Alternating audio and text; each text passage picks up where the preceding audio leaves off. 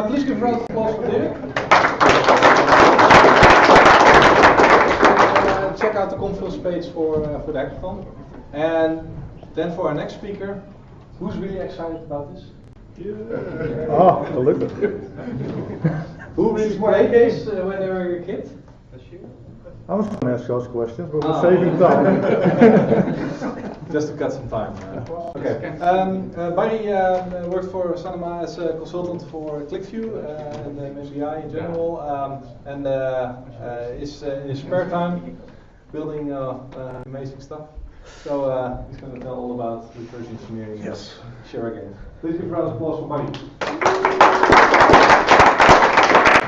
All right, everyone, from hot new technology to old school 30-year-old stuff. So I'm Barry. See fewer and fewer familiar faces in the crowd nowadays, but most people that know me as that ClickView guy who walks around here. Since I started at Sanoma, my business has grown significantly, and we're also doing other things than Click. So, and this is one of them. No customers for it yet. So what am I going to talk about? I'm going to talk about the Sierra Online Adventure Game Interpreter. We'll look at an introduction, some games. Then we'll go through some interpreter specifications. So how does this actually work under the hood? And how do you do the game loop, parsing user input? And finally, I'll conclude with looking at some of the game resources, the images, sounds, sprites that are contained. So what is AGI? I actually saw more hands raised than I was expecting. AGI stands for Adventure Game Interpreter. It's an engine or interpreter for 3D games, as they were imagined back in the 80s. And the 3D aspect was that you could walk in front or behind a tree, those kind of things. It was initially created by a company called Sierra Online for a game called King's Quest, Quest for the Crown. And this was the launch title for the IBM PC Junior. Anyone ever seen one of those? Maybe in the museum? Well, the computer flopped, but the game became very popular and it spawned some more. You have one? Surfing the startpagina pages. Hey.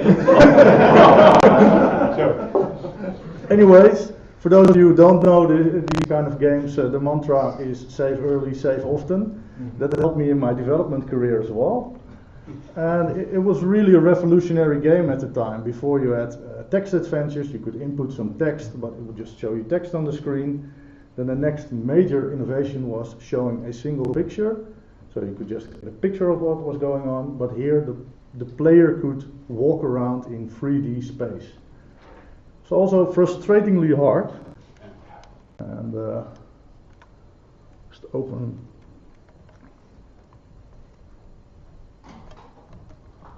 Just show you, for those of you who've never seen the game. Well, we've barely started the video and the first death has already happened. So the idea is you can walk around and type in a command, for example, push rock.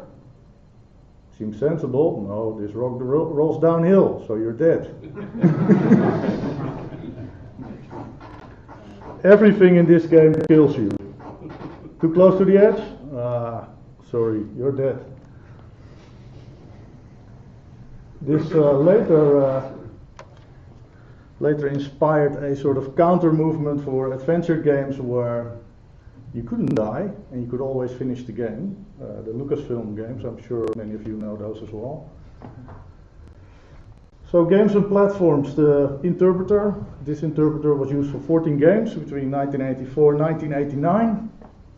4 King's Quest games, Space Quest, Larry, Police Quest, and ended with the Manhunter games where they added even a sort of rudimentary point and click. Who's actually played these games? Or Quest for Glory.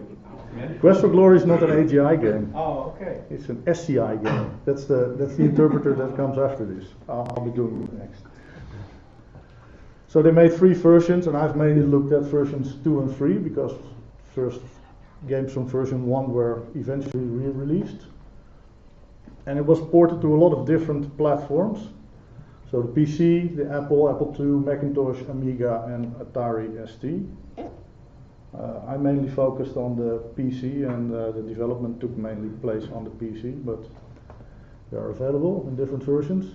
So you may be wondering, why? Why not? Exactly. For me, and I think you need to fit into a certain age group, but for me these games really got me interested in computers and programming, and also taught me a fair amount of English. And here we are again. I just wanted to know how they work. I tried at the time building similar games in BASIC and whatever with shitload of go-to statements, and now that I've grown a little bit, I think I know better coding practices. And actually learned lots of new things along the way, not just about debugging, but dealing with binary data, compression, encryption algorithms. So it's a sort of archaeology, digital archaeology, and quite interesting as well. At least I think so. So the AGI files, as I mentioned, the interpreter is platform specific, so you can get an interpreter for the Amiga, for the Atari ST.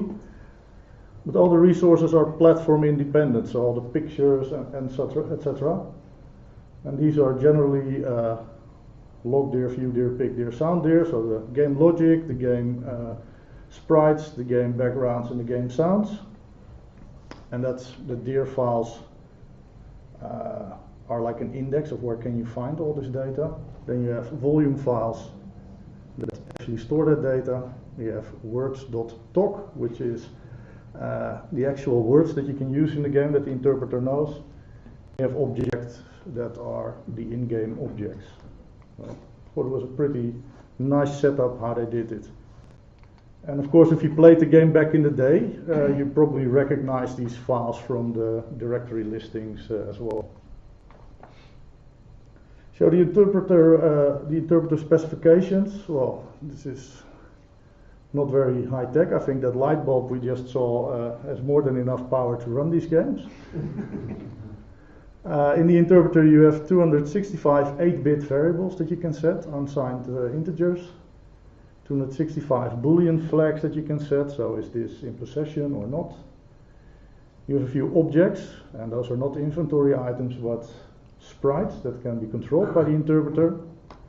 And the first one is always the player, which is referred to as the ego. You have inventory items, and you can store 12 to 24, depending on the version of the interpreter, 40 character string variables. So not a whole lot. They really did a lot in a very limited space, I think. This is per screen or per game? No, it's per game. Well, yeah. So how does the interpreter work? Well, basically like any game, it runs in a constant loop. There's a wait time. It starts with a wait time. You used to have like fastest, fast, normal, slow. That determines how long it waits.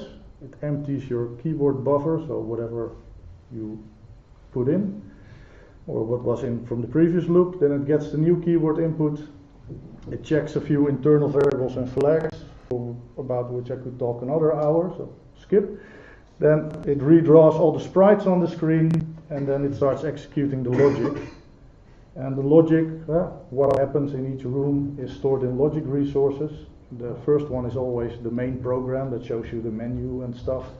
And then every room has its own logic that is contained.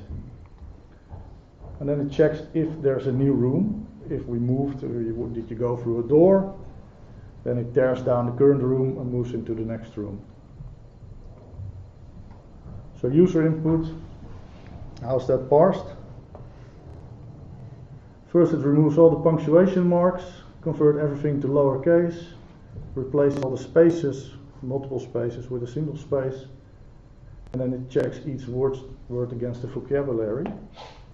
This is an example that I remember as probably 9 years old, playing Police Quest 1. Not sure if has anyone played this game? Good. There is this scene where in Police Quest you play a police officer, you have to arrest people and solve crimes and stuff. There's this scene where you pull over a drunk driver, and he's obviously drunk, but you have to test him for sobriety, if he's drunk. So as a 9-year-old non-native speaker, I was like, do test, yeah, all sorts of things like, what can I do to test? Oh. Well, it turned out, at least the answer I found was perform test. That worked after like days and days of typing it in.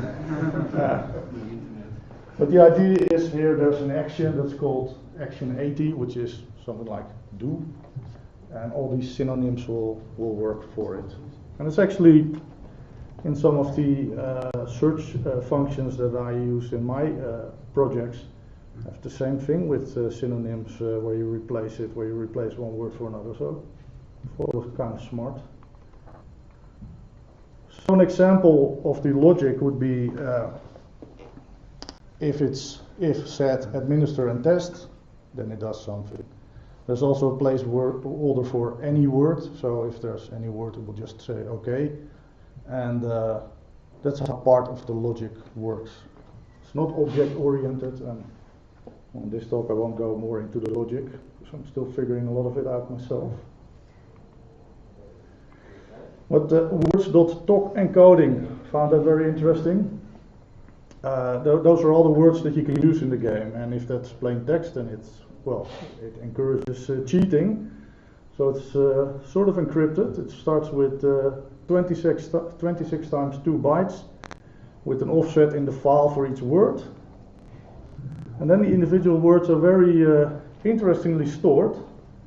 It first says what is the number of characters from the previous word that you want to use, and then gives you individual characters to append, and these were encoded with XOR 127, and then it ends with the word number. So it's quite a puzzle to figure it out.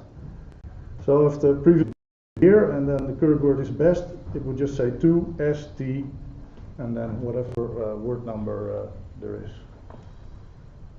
I'm not sure why they did this, because this is generally the smallest file and they don't use this anywhere else, but it's interesting. And you figured this out, or you saw somewhere how they do this? So with reverse engineering, I initially started with DOSBox and IDA plugin. Then that wasn't really quite working for me, so I moved to a DOS machine and soft ice. And then I got so far, I thought, well, then I started to Google. Should have said, hey Google. And then I found a lot of documentation. A lot of these things have already been figured out. So I did treat it as a challenge, like normally you would with the games. You try first yourself, and then if after 1 day or 2 days it doesn't work, you look at the walkthrough. That's basically how I approach this project as well. So some of the other resource types: logic, game logic, pick, game backgrounds, view, game graph, sprites. I was confused the two. I would say pick is sprites and view is background. Sounds. These are stored in the vol files and indexed in the dir files. I'll talk about these going bottom up. So dir files describe the location of each asset or resource in the game. So there are separate files for the version 2 and one file for version 3, and they're just stored in 3-byte iterations. The first 4-bit contain like what file? There may be 4 or 5 volume files. So the first 4-bit will tell you which file, and the next 12 bits will say what's the offset. So you might read 1061A8, and in binary that works out to this. So the first bit on the side there is volume 1, offset is 25,000. And then you know to look for a particular resource in that file at that location. So for example, you can't quite see this. So this is sound, so it will say the first sound is in volume 1 at this offset, the second one is there, and then the fourth one is, and the third one are in a different file, but sequentially they are sounds. I just dump all this stuff to JSON because it's much easier to work with, do most of this in Python. So the volume files, they contain the actual game stuff. Well, briefly go through this. For some reason it always starts with 1, 2, 3, 4. It's a signature. Then it says the volume number. You can see in the file as well, that's called vol.1, but it will still store 1. And then the length of the resource. how long is this file, and also if they applied compression, which some of the later interpreters did, it will tell you what's the compressed size and the uncompressed size. And how it's stored depends on the resource type. So the view resource, and view are the game sprites. There's a hierarchy there. They are first called views, and these contain loops, and each loop contains cells. And some of the loops may be mirrors of other loops. So just to show you, this is Space Quest 1. It's view 0, and it just has 4 loops. And the second one is just a copy of the first one. 5 minutes? Could miss out on all the good stuff. And of course, if you put them all together, you can animate them. So the header encoding, first one, couldn't figure it out. Doesn't matter. So each, how do you say it? Each view has a number of loops. So it shows you the number of loops. It shows you the position of the description, if it's an inventory item, position of first loop, second loop, etc. As I said, loops at point. So they have some compression going on. They're just saying mirror this sprite for it to go the other way. Then you get down to the loop level, the number of cells. Then it shows you the position of the first cell, then the position of the second cell. So once you're extracting this, you can imagine that you're doing quite a bit of seeking through the file, picking it up from various positions. So then you get to the individual pictures, and that gives you how wide is the cell, how high is it, so how big and wide is the picture, and then it gives you mirroring and transparency. So the first 4 bits will tell you, do I need to mirror this image? And the second bit tells you what's the transparency color. Every sprite has a transparent color. The interesting thing when I first started drawing these things that I was getting from there is that they were really narrow. And it turns out to be that every pixel they use in the AGI should be drawn as 2 pixels wide. So you can see it maybe here as well, there's no step with a single pixel. So that's why it looked crap. Only that because. So this is an example, it's JSON. I have the GitHub project, so you can look it up if you want it. So the cell data. So once you have figured out what loops are there, what views are there, how many loops are in there, how many cells are in there, and then you start decoding the individual cells.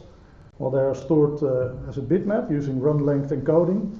So 1 byte stores both the color and the number of pixels, and then each line ends with 0. So we might get A3C59200, and it will say A3, the color of the palette for 3 pixels, 12, 5 pixels, color 9, 2 pixels, and go to the next line. And that's how it will draw. So there's no bitmap, it just stores if it's repeating pixels, and most of the time that works nice. The version 3 uses LZW compression, but you can also talk a full hour about that. Skip it for now. So those were the sprites, the things that are moving in the game. So the big resources are store the actual game background images, and the resolution is 120 by 168. It's 2 pixels, so that gets blown up to 320. And if you remember, the resolution was 320 by 200. Nothing ever gets drawn under the 168. That's where the interpreter, the input box goes. Question for you, looking at this picture, what do you think? Is this a vector or a bitmap? Bitmap. You would think it's a bitmap, right? But it's actually a vector. So the background images are not stored as individual bitmaps, but just as points going from one way to the other. And that's because at the time they didn't really have very good input devices to draw bitmaps, and it stores a smaller file size as well.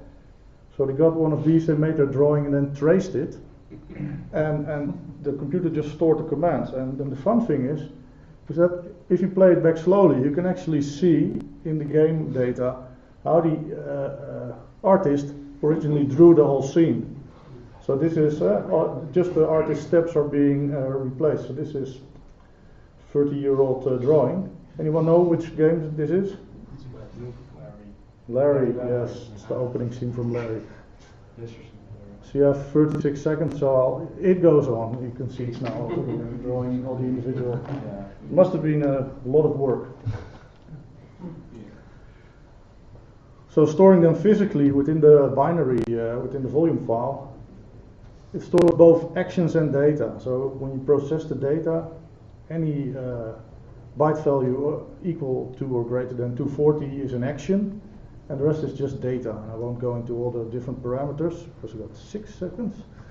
But you can change the color and enable the picture draw, change the color and enable priority draw. That's on the next slide. You can draw different corners where I just say, okay, I only give the Y or the X and it moves a little bit, it saves some space. You can draw an absolute line, you can draw a relative line, so the last point. Fluid fill, that's very nice to implement as well. You can change brush, so you have a few like these paintbrush things that you can use, and you can plot with the brush. These are basically all. So the logic is looping through, getting is the value greater than 240, okay, so then we're in a specific mode, start processing the data until we hit another value above 240. So I mentioned priority screen, and this is also an interesting thing. Some of you who played it back in the day may have seen the debugging screen where this is also shown. So every screen that's shown actually has 2 screens associated with it. The screen that the player sees and the priority screen that's also being drawn. Anyone know this game? Space Quest 2. Do you know what happens? What do you know what happens here? Sorry? Do you know what happens here? If you walk across this line, will grab you from above and try to eat you, I think. Yeah, so this is like a line that if the player walks through this, it gets triggered. And the same here, if you walk here, you fall off the cliff, and there's loads of ways to die. And also it shows you how to draw the tree. So in this case, the lighter the color, the more to the front it is. So if the character is walking here, he will not walk across the tree, but behind the tree. So that's the way they use to achieve the 3D effect. It's actually, well, I'm already out of time, but there's also priority bands, and drawing these screens, they look very simplistic, but it's a real checkerboard that you need to draw, otherwise the player will, it will not look naturally. So actually everything here is arranged on really like a checkerboard, but it's arranged in such a way that you really don't notice, but that's what makes the 3D works. So where does it go from here? Well, onto a beer. And then what I currently do is what I showed you: export vocabulary, inventory items, sprites, backgrounds for all the games. Again, why not? So then I do what I always do with stupid projects: create a bot to randomly post it to Twitter, where the retro gaming community has certainly enjoyed it. And I did some prototyping to build my own interpreter. I start these projects to learn something, and this has been very educational on dealing with binary data, on dealing with, well, stuff in Python and working with JSON, etc. But I still want to find a convenient format to dump the logic and the sounds. I can export them now, but need to be able to interpret them correctly. And I want to build my own JavaScript interpreter because JavaScript entails a lot of my work nowadays, so I figured, well, it's a nice hobby project. And there's all, well, when I mentioned this, people always say, do you know Seri in .NET? Does anyone know Seri in .NET? No. You can play all these games online. Someone already did the whole JavaScript stuff, but I'm not looking at that. I'm just going to do my own thing. So that's it. Thanks for attending, and here's some of the stuff that all the code I have on GitHub and technical documentation. If you say I really want to relive the 80s, that's it. Thank you.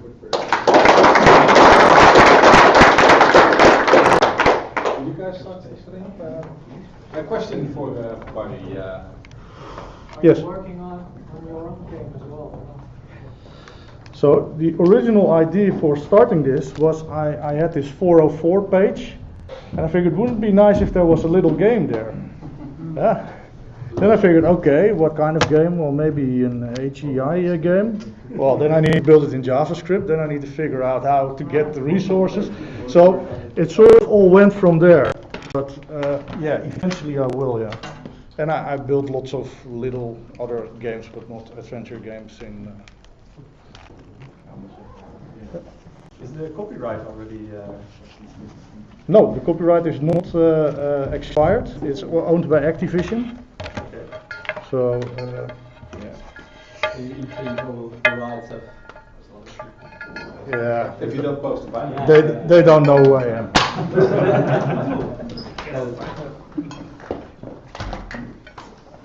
Did you somebody might figure out all the? Can you figure out all the secrets from those files now? So you can parse the logic files, and you can see. You can open up the logic file and see what happens on the screen. Yeah, you can see. So what it is, it gets sort of compiled. So where the original programmer would see if he said give a breathalyzer test, something like that, it will just say, well, if it's a command number 5, 7, 8, but you know, okay, this is if, that's set, and that's so you can figure it out. Yeah.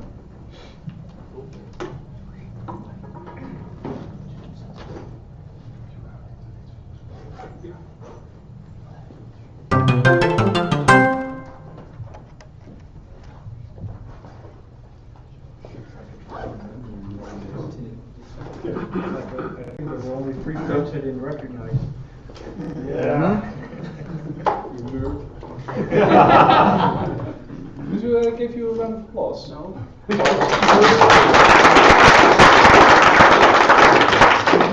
Entire new generation. And otherwise, I think you also deserve 2 rounds of applause. That's no problem. And it's really funny that you're like the pre-show Attila, because you know he made one of the 80s games himself and sold it. Oh really? Yeah, it was a